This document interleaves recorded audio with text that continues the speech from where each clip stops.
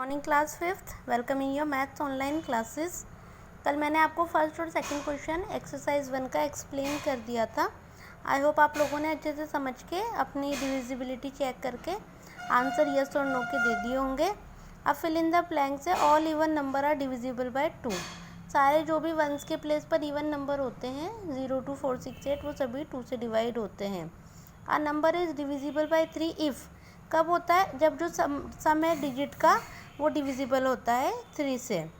A number is divisible by 5 से ही होता है जब वंस के प्लेस पे 5 और 0 होता है। तो 8 से कोई भी नंबर कब डिविजिबल होता है? जब लास्ट के 3 डिजिट 8 से डिवाइड होते हैं। और 9 से भी कोई नंबर कब डिवाइड होता है? 3 की तरह ही है, जब सम ऑफ डिजिट डिविजिबल बाय 9।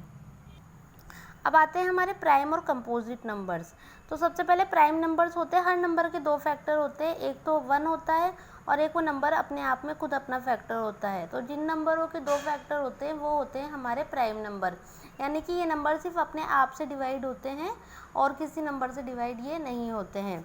अगला है कंपोजिट नंबर, जिसके 2 से ज़्यादा फैक्टर होते हैं, वो हमारा कंपोजिट नंबर होता है।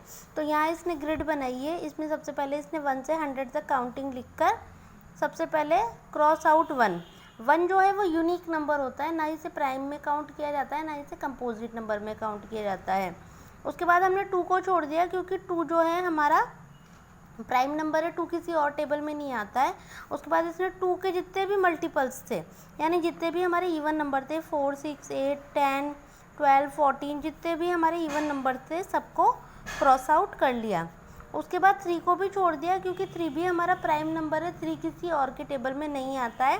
और इसने 3 के जितने भी मल्टीपल्स थे, जैसे कि 9 15 18 हमारा पहले कट हो गया था, 21 27 33, जितने भी 3 के मल्टीपल्स है इन्हें सबको काउंट कर दिया। उसके बाद 5 को भी छोड़ दिया क्योंकि 5 भी हमारा प्राइम नंबर है। तो 5 को छोड़ने के बाद 5 के जितने भी मल्टीपल्स है, जैसे यहाँ 10 से लेके 100 तक सब 5 के मल्टीपल्स है क्योंकि सबके लास्ट में 0 आ रहा है। और यहाँ 15 से लेके 95 तक भी सब 5 के मल्टीपल्स है क्योंकि सबके लास्ट में 5 आ रहा है। उसके बाद लीव 7, क्योंकि 7 भी किसी और के टेबल में नहीं आता है और 7 के जितने भी मल्टीपल्स थे इसने सबको क्रॉस आउट कर दिया है।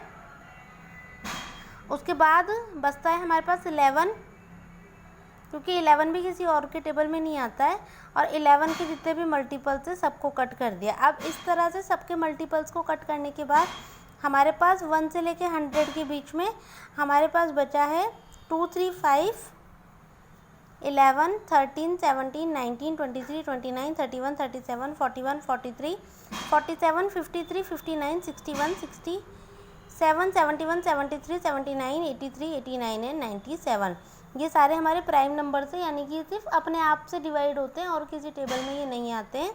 और बाकी के हमारे कंपोजिट नंबर है। अब ट्विन प्राइम, जब 2 प्राइम नंबर के बीच में एक कंपोजिट नंबर आता है तो उसे हम ट्विन प्राइम कहते हैं। जैसे 3 एंड 5 लगातार नहीं है, 4 बीच में कंपोजिट है, 5 एंड 7 11 एंड 13 29 31 41, यहाँ 43 आएगा, मिस प्रिंट हो रखा है बुक में, 43, ये हमारे ट्विन प्राइम नंबर्स है। अब उसके बाद आता है प्राइम फैक्टोराइजेशन। अब जो composite numbers can be expressed as a product of their prime factor.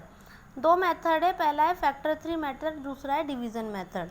सबसे पहला 64 है, स्टार्ट हम 2 से करेंगे क्योंकि 64 जो है वो इवन नंबर है, तो 2 से डिवाइड करने पर 2 3 जा 6 2 2 जा 4। उसके बाद फिर इसे हम 2 से करेंगे क्योंकि दोबारा से फिर हमारे पास इवन नंबर है, 2 1 जा 2 2 6 जा 12। अगेन हम 2 से करेंगे, फिर इवन नंबर है, 2 8 जा 16। अगेन 2 से करेंगे, 2 4 जा 8 2 2 जा 4। तो प्राइम फैक्टोराइजेशन कितना हो गया हमारे पास?